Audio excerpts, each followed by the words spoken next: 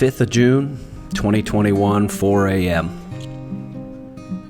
Mom picked us up, Dad and I got in the car and headed for Richmond International Airport. The story here starts long before June 5th, 2021, however. In fact, it starts over 11 years earlier in June of 2010. At that time, I was trying to figure out what to get Dad for Father's Day.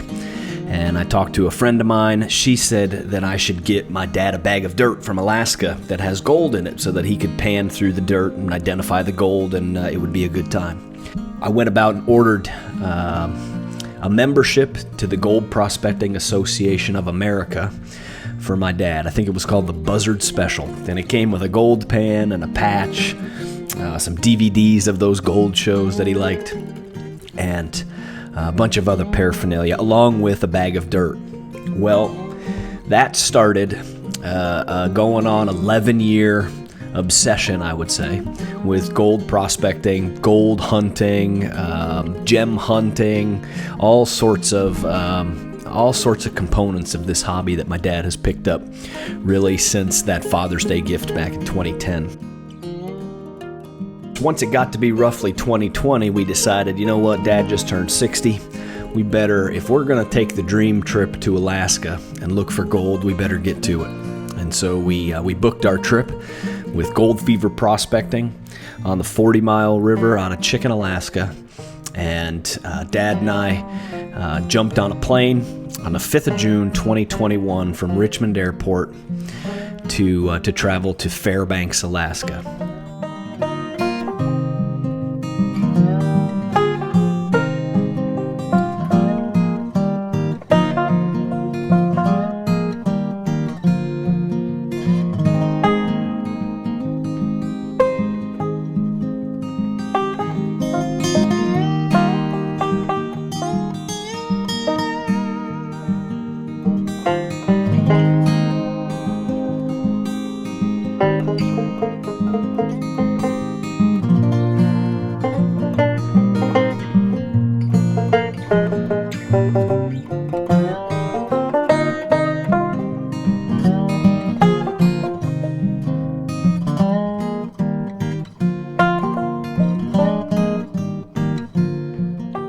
Gold Daughters is a little hobbyist, tourist attraction, mining type attraction just outside of Fairbanks. And so you go here, you pay a fee to get in. They give you a bag of pay dirt that's guaranteed to have some gold in it. But they also have these big piles of, they're old tailings from previous mining operations that the people who own Gold Daughters have purchased and brought to this site. So you spend your time learning to pan and panning the dirt out of those big piles of tailings, and there's some gold in the pay dirt and also some gold in the tailing piles.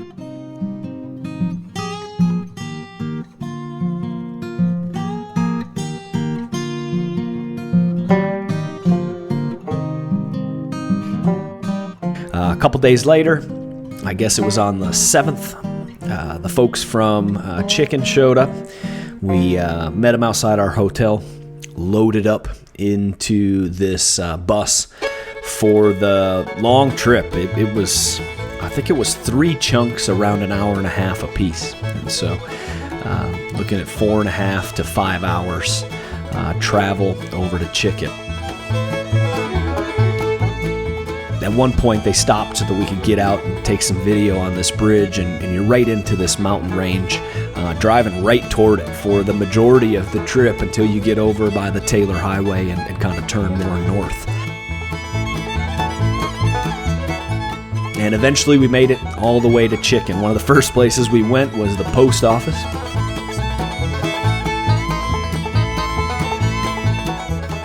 This is what they call downtown Chicken. There's a little bar and a little restaurant, and that's about it. You saw it all.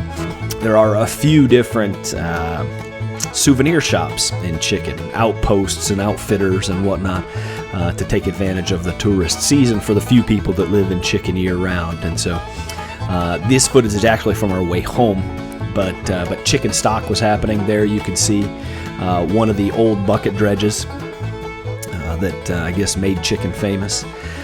But this is it. This is the entirety of it. It's kind of just a dot on the map.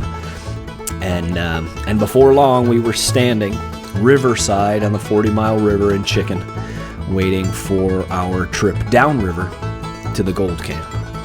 Here you can see we've gotten up to speed a bit, and the scenery on the sides of this river as you're headed downstream to get to the gold camp is just fantastic.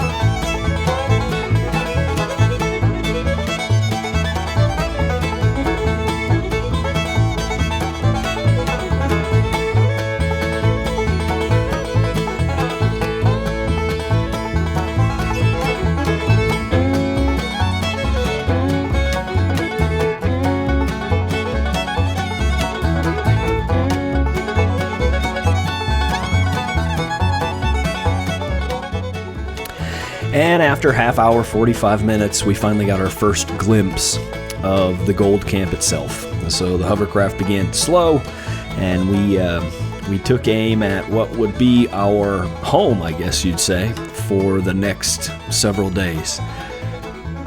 The people at Gold Fever Prospecting were fantastic. The guy that you saw driving our hovercraft is Matt Fontes. He and his wife Ginger own the camp. They've got a couple people who you'll see throughout the video that work for them, but just fantastic people, very down to earth, very accommodating.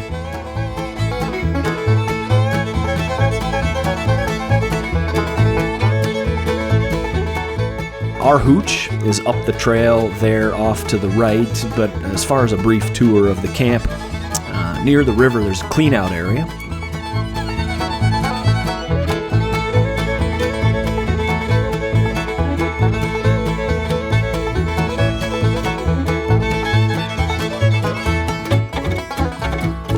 We spent a lot of time underneath this canopy. After we would get done in the river all day, we would come home, grab a beer, and start processing the gold, only to be interrupted by supper, which was always delicious, and then come back out to finish cleaning up our gold before we crashed for the night.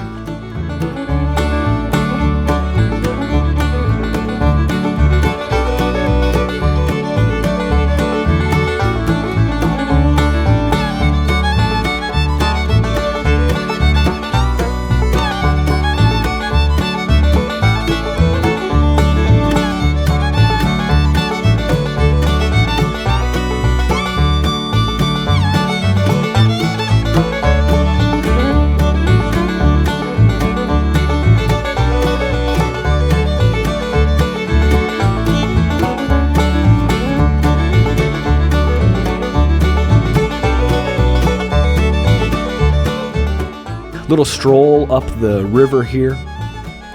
Wanted to show the shower house. So that's the shower house. One of the best things about the trip is hot showers in that shower house. They've got a pump and a water heater there, and so a couple times during the week we grabbed a hot shower, and that was nice. Our weather was really nice. It was in the 70s during the day, and it got down into the lower 40s, maybe upper 30s at night.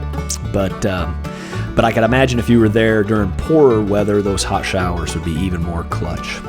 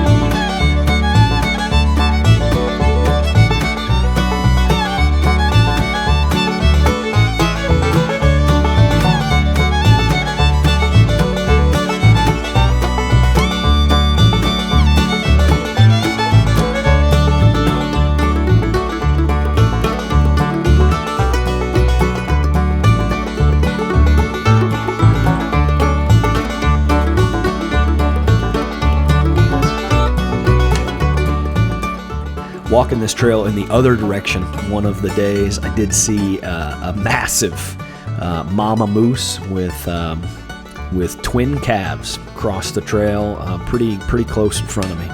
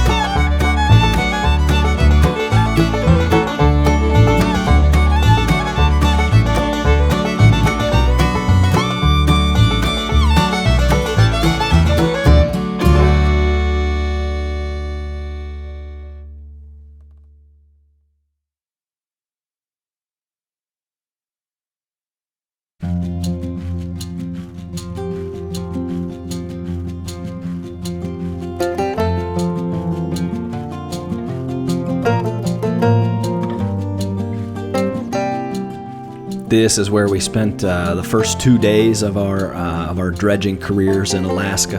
You can see Dad there with the 6-inch dredge hose, looking to make a hole there in the bottom of the river where we could try to get down to bedrock or close to it, and then begin to work into the bank.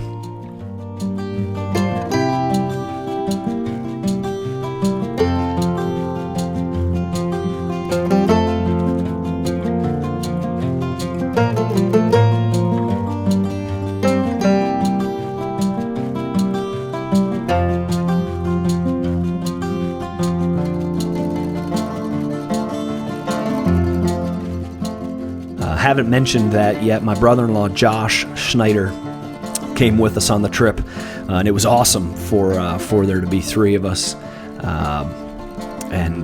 Really glad that Josh came. He had one hell of a time, just like we did, and worked his ass off with that dredge on the side of the river. So, real good time.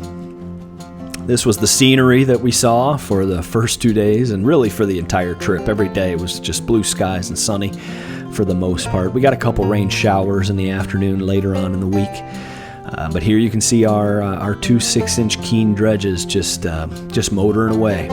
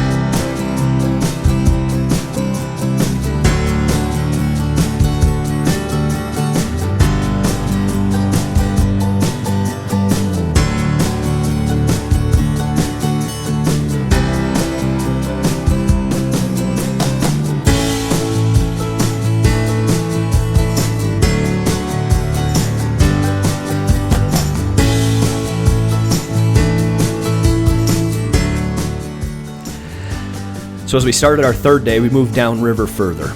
And I took this before shot of the bank there. I think that those tall trees, the ones leaning out over the river, are a good sort of landmark for us. You can see our 2 dredges down there on the left. Later in the video, I have an after shot of what the bank looks like when we're all done. I wanted to give a little bit of an underwater shot as to what we're working with. So, there's the rocks and the material and the bank really that we're trying to chew through with the dredges. And it looks reasonably clear right now, but the moment you start stirring up the sediment, it becomes really murky in there and damn near impossible for you to see what's going on at this point in time. The way the current was or wasn't in that section made that pretty difficult.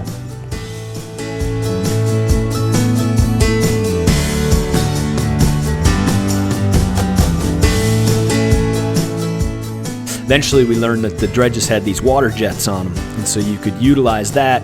You could put the dredge nozzle down under the water, maybe between your legs or between your knees. You could then use the water jet to tear up the bank. The material falls right in, and as long as no big rocks fall into the edge of the dredge, it's a little bit of a more easygoing way to process that material.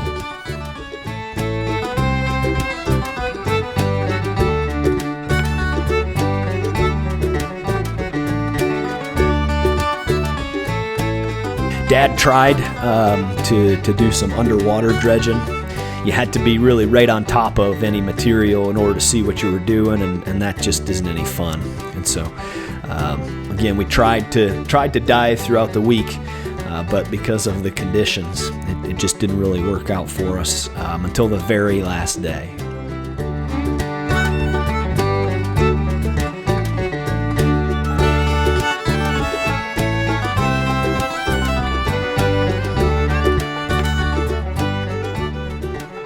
Josh wanted to give it a shot nonetheless.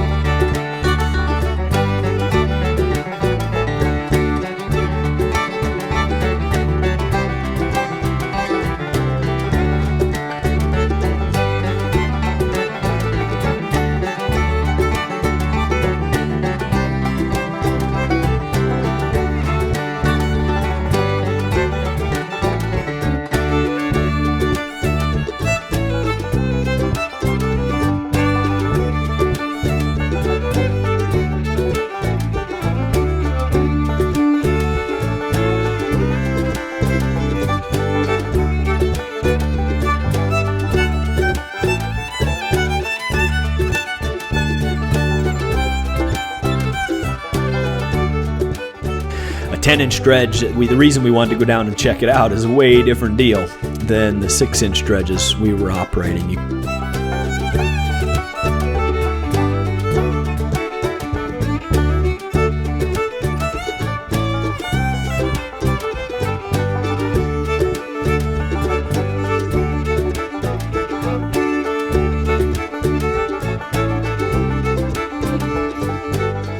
There's the big end of the 10-inch hose. I can tell you, wrestling that thing around all day would be pretty miserable.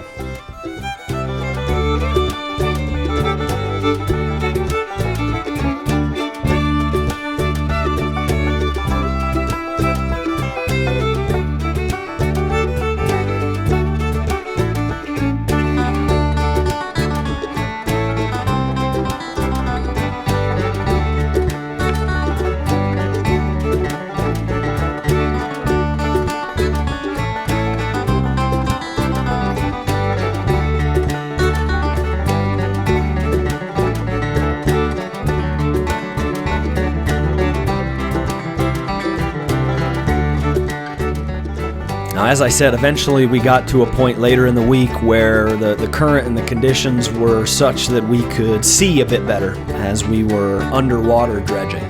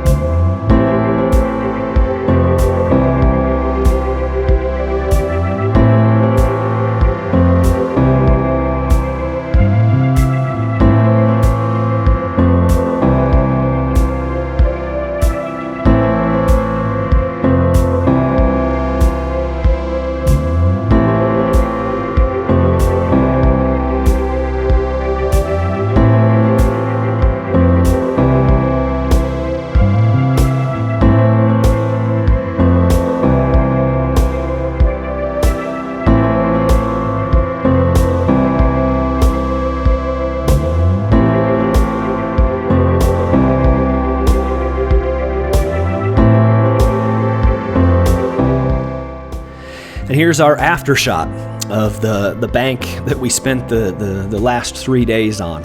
You can see how far up we moved through that bank.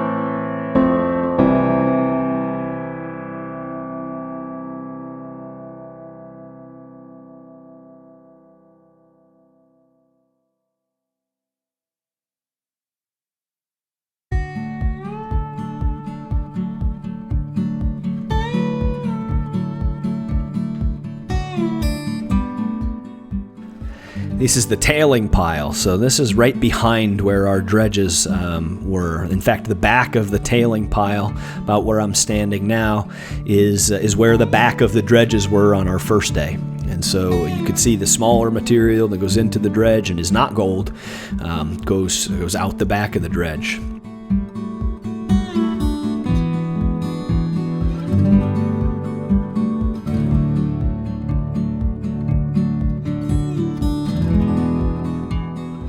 There's another view of the massive pile of rocks. That pile of rocks was not there when we got there.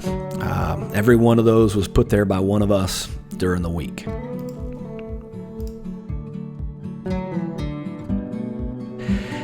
And before you know it, we were headed out.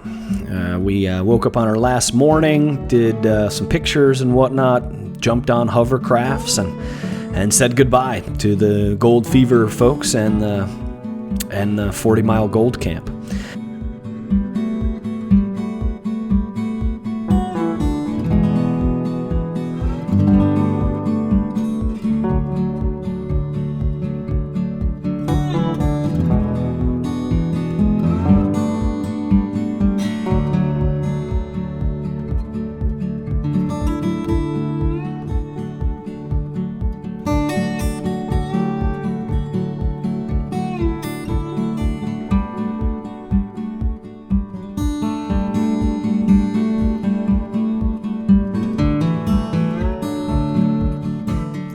So I got to say, this was, his dad's dream trip.